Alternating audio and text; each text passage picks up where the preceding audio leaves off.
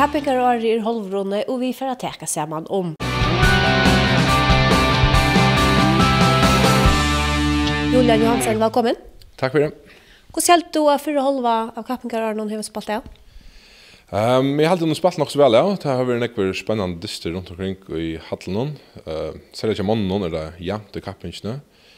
Her man har fyra li som nok så jøvn om det første plasset, og så tvær etterfølger som røyner at henge i. Og til kvinnen det samme, her var kanskje et li som man vant i forrige sindra sted som ikke ordentlig slapp undan, og 2-3 andre som røyner henge i. Så alt i alt er det nok det mest spennende kappingen som vi har haft nekvar. Du kom så syndren åta på en av veien, så vi börjar vi kvinnen.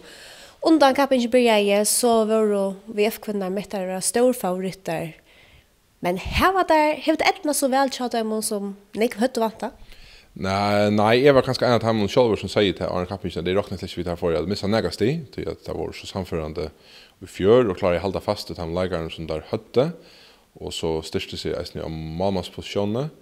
Så det er litt overraskende at jeg har mistet i mot begge mot høyviskingen, eller høyviskvinnen, og mot næstanen. Men det er så framvis fremst, og litt rymelig greit av det, men det er litt overraskende at jeg har haft nægra snutter av en. Er nekka li i kvinnedøltene som hevor i raska? Ja, det munner jeg har en først, her har vi raska, tog at her har et lokalt li som her har nekvar unga leikar, og jeg tykker ikke det var nek som hadde vant til at her får jeg vinne mot Vestmningen. Det gjør det så, og her var så ganske helt i et stabilt nivå, lykka til nå for noen viker siden her der har mist onker sti som det kanskje ikke burde gjort, men alt i alt så det en først nok til li som er iraska mest til kvinnen. Ja, det er bare andre år at her er jo i best og døltene, og i mine middelalsen er 18,6 eller kvartan er det rettelig unger. Men her er også finnes en spillere i år som vi ikke ser i best og døltene for, som 16 år gamla Merta Morsensen. Hun er kanskje også nyvrask i år. Ja, helt klart. Altså hun, det som man senest spalt, så er hun en øyelig eksplosiv skjøte spillere til skjølda man ser skjøttene her var sånne målager. Og hun er en kjiven ekko verjon større avbjørnger, og man sa at jeg halte det var mot kjentlig høyvøk da hun får en snutte til dysten, at det er viktig øyne ikke vi at ta mer til ikke spiller. Og så hun en god verlegger, så for det her har hun kanskje styrst der 40-50% hver år. Du har jo vært inne i Høynafjers og VOF, men kjentel er også styrst når nekvo i år. Det er bryr og rettelig strilte, men så er man i andre gærstøtte kom etter. Hun er fjakka, så der finnes jeg styrk ved en målmanne, og Tord Arke vil vi for første fyrre kvöld. Hva må hun gjøre det? Det er ikke sjående store mån at begge Marianna og Tori kommer etter. Man vil se det på denne veien at Marianna har litt begge verspillet og alle spillet lengt opp til Kjindle. Det som kanskje har vært trobladjen ved at Kjindle mister nekst det blir vi, her man taper de første 30 dystene, og man råkner vi at ta hver det lukket som færre. Men det har vært spekelig etisk inne i kappingen etter grunnet av at hinnelinjen har vært delt stien i Mittelsøen. Da mener vi Næstan og VF og H1-fjers. Så det er ikke avskrivet her, men Kjindle skal holde et nok så stabilt støy for å kunne være vimel til det beste linje ta i alt omførningsspalt. Så er det hinnelinjen. Norske støttene, de er jo framvis vel vi, og norske vil dømme stig fra VF, og støttene til stig fra H1-fjers, og så har vi så SUF.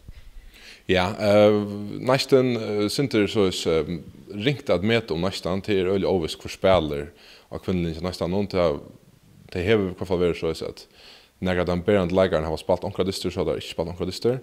Og i kvinnedelen gjør det øyelig store mån hvis profilene mangler. Og i halvdige eis til avspekler av løsende stietallene til Næstan noen. Det er litt nok ikke akkurat som det er de atle.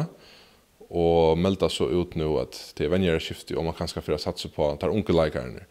Så det tar for å si at jeg nesten ikke blir enda, men jeg halder man, det er nok så greit at jeg ikke nøkt vi her som det er i banken nå.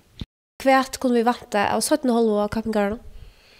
Jeg råkker vi at vi er for at stramme ui og være sintemar iobusende enn der her var vært. Tog at nå kommer han perioden her stebakappingen kommer først og fremst og ta røyne ut linje at hva fall er vært til perioden her man skal toppa. Og råkker jeg eisen vi at man kommer så et bedre kjennelig bare at Tori Arke er atkommen, hun styrker li i kontrafasene og vergespillene, og så er hun mittelen der aller beste venklene i fargen. Och så är det spännande att veta vad nästan för att göra om det här hålla fram i öllum lägaren där här så kunde sagt spela vi bäj istället kan vi inte landskapsmissna och har ju inte det samma är rocknar vi tar VF anna lis som kommer i SF-finalerna och hinner tror linje kommer att kappas under nästa plats här är kanske ha en affär som en littland favorit gott nog som du själv ser här i Unkar men det var spalt samman och den ekvar känner hur är ut och in så mycket på att det är kanske en affär som kommer att möta VF i final. Har du avskriva stjärnorna och UF? Ja, det tar ju nog så väl att göra. Jag blev inte ordentligt klokare på SUF och stjärnorna till att Örstlund kunde vara gå men det kunde nästan vara långt väck från gå. Och jag tycker lite på att stjärnorna och SUF kommer att ta nästa från de överlinjen sett halv. För då slam så för vi vidare till männen till här är rättliga jämnt mellan eller för det främst linje och så lite två här och ösne ta stig från ta mot främre linjen men hur så vill du lösa så förhållna kappingarna och i akkordaltna Hon är spännande det har varit nekvar jauner gå dyster hvis vi måste lucka som börjar vi 8 någon så det är ju så jämnt och 8 någon i nekvar först handbollen och nästan och ha en av fjärs hemma kanske vänta att här får det vara vi helt där uppe och att så kintlo vi F är så mycket väl visna är det hej inte ordentligt räknar vi men det var ju så bra att det har varit några utsving och i kappingarna och att linjen har tagit stig från kornören under för en år där var det också vanligt att för exempel fjöra nästan och ha en av fjärs var i öliga dominerande landskapingarna och det gör det här hålet som i kappingarna som man helst inte vill ha Så det är väck nu till att linjen kanske är jaunare än kan man räkna vi. Kan man säga något om att nästan när fyra linjen är bättre än henne? Ja, alltså personligen alltid är att nästan och VF nästan och ha en av sig hava en liten firma vi att ha två läkare som är så mycket ena rående bäj värspelen och alla spelen tar man vi Rasmus Söpich nästan någon och Peter Krok i Hövik. Hvis det tar bara finna sin rätta form fram till sätten halva så kunde det bara in bitcha nog såna grund att omtar spelarna och är då inte så mycket annat än att kvarfall tejpa in i vara mitten topp 4 och så Kintel och VF alla helst kommer kappa som 3 plats till vi är. Är näka li som är värre för än då jag väntar? Jag vet inte om värre för Sean det SUF missa Svein och Justinsen och han ger stora mån och skala. Sällan ut att där har några unga spelare så det är gott att ha haft en som Svein så där kunde lära sig upp att. Här är det kanske värre för än man är vant att Arne kappingarna men här så finns ju några sti mot linjen som man inte är vant att få vinna mot för exempel vinna där mot Chinley Hound vi en normala så här är det kanske tal som är rockna mer vi Arne kappingarna men nu tar Svein så ryker så är det inte för stajligt att här halta att det gjorde. I fjör fick Tim Klaxvik i mån en 16 steg som var det bästa närkrande men i år har det bara finns 2 steg här till i år och då skulle spela i kväll mot det Kinle. Får det nog stiga rätt var en kappingarárinum där ett år? Jag tycker inte att det vinner mot Chinley Hound. Så Tim Klaxvik är det öliga området att här läkarna som tar första 6 läkare som spelar att här spelar väl och att här orskar väl han där inte att som i Chile där norr så är hoppen inte så stor och tar är pressar på att Samal och Hurtor och Finnor att här lägga det igen så här är vi inte ganska lite firma om vi tar ha fler läkare. Är näka läkare som har skära fram ur i år chamon?